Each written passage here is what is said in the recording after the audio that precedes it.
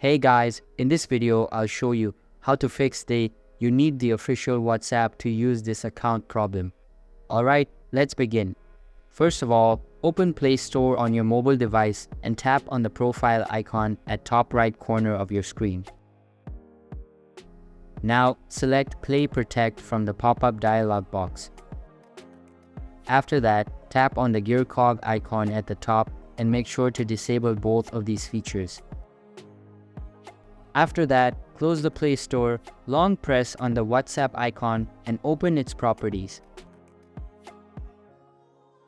Inside it, clear its cache and see if the problem is solved.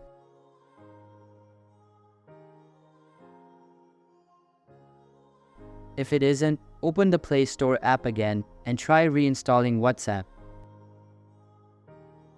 If the problem still persists, open any internet browser, search for WhatsApp Help Center, and open this embed. After that, tap on Contact Us and enter the required details.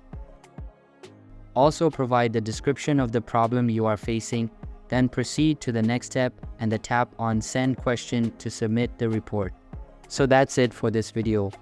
If you find this helpful, consider subscribing and giving this a big thumbs up. Thanks.